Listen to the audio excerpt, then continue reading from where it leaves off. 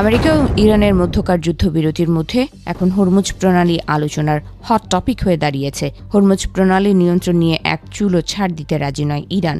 আর তাই পাকিস্তানের ইসলামাবাদে আলোচনায় হরমুজ প্রণালীর নিয়ন্ত্রণ ছাড়তে ইরানকে রাজি করানোর সর্বোচ্চ চেষ্টা করেছে আমেরিকা, কিন্তু এতেও লাভ হয়নি। উপায় না পেয়ে বরাবরের মতো ইরানকে নানা ধরনের হুমকি ধমকি ও ভয় দেখানোর চেষ্টা করেছেন মার্কিন প্রেসিডেন্ট ডোনাল্ড ট্রাম্প, কিন্তু কিছুতেই কাজ না হওয়ায় হরমুজ প্রণালীতে মহড়া চালানোর চেষ্টা করে দুটি মার্কিন ডেস্ট্রয়ার, কিন্তু এই চেষ্টাও ব্যর্থ হয়েছে। এটা শুধু ইরানকে ভয় দেখানোর এক স্ট্যান্ড ছিল বলে দাবি করেছে তেহরান। ইরানি গণমাধ্যম প্রেস টিভির এক বিশেষ অনুসন্ধানে বেরিয়ে এসেছে দুটি মার্কিন ডেস্ট্রয়ার কৌশলগতভাবে অত্যন্ত গুরুত্বপূর্ণ হরমুজ প্রণালীতে প্রবেশের চেষ্টা করে। পরে ইরানি নৌবাহিনীর কঠোর প্রতিরোধে তারা পিছু হটতে বাধ্য হয়। মার্কিন দুই ডেস্ট্রয়ারের অভিযানটি মূলত একটি সাজানো প্রপাগান্ডা ছিল।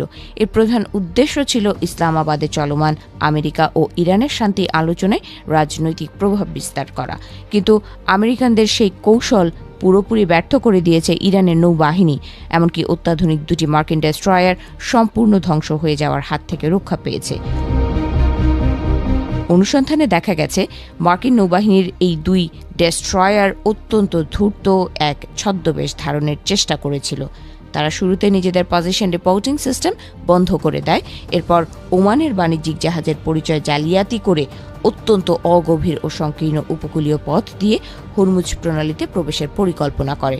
তারা ভেবেছিল যুদ্ধবিরতির এই সময়ে ইরানি বাহিনী হয়তো কিছুটা শিথিলতা দেখাবে, কিন্তু ইরানের ইসলামিক বিপ্লবী গার্ড বাহিনীর নৌ ইউনিট অনেক আগেই মার্কিন দুই ডেস্ট্রয়ারের চালাকি ধরে ফেলে।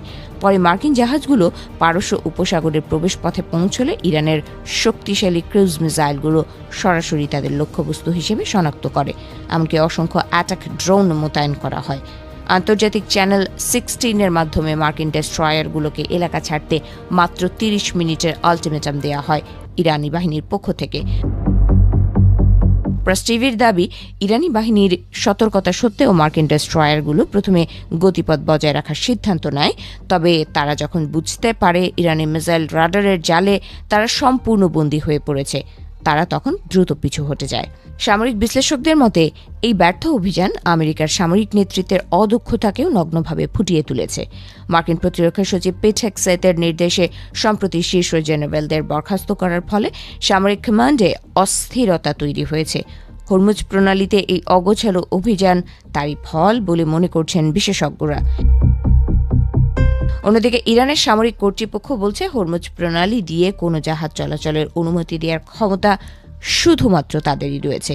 ভবিষ্যতে মার্কিন যুদ্ধজাহাজ এই ধরনের কোনো পদক্ষেপ নিলে কঠোর জবাব দেওয়া হবে বলেও সতর্ক করেছে তারা।